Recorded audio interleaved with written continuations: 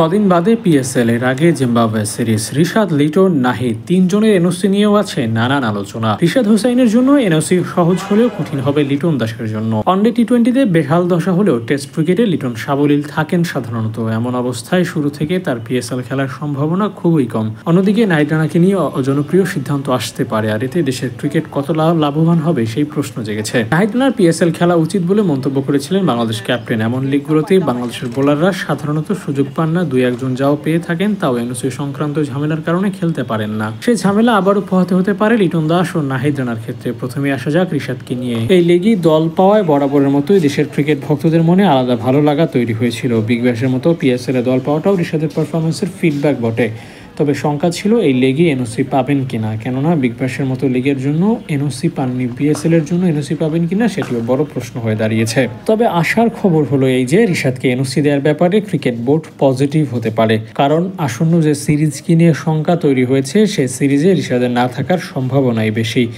যদি বিশেষ কোনো কারণ না থাকে তাহলে রিশাদকে টেস্ট স্কোয়াডে রাখবে না বিসিবি। তাই টেস্ট সিরিজের সময়টুকুতে বসে না থাকে রিশাদ পিএসএল খেললে দেশের জন্য যেমন ভালো হবে তেমনি ভালো হতে পারে বাংলাদেশের জন্য।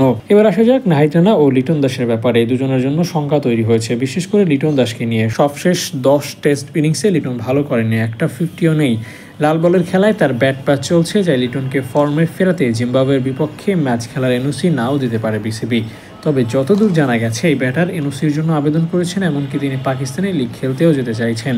কিন্তু বিসিবি তাকে ছাড়পত্র দেওয়ার ব্যাপারে এখনও কিছুই ভাবছে না, কিংবা এখনও কিছুই জানা যায়নি। খুব সম্ভবত জিম্বাবুয়ে সিরিজে 2টি ম্যাচই খেলতে হতে পারে দাসকে। এরপর যদি সম্ভব হয় তাহলে ছাড়পত্র পেতে পারেন লিটন দাস।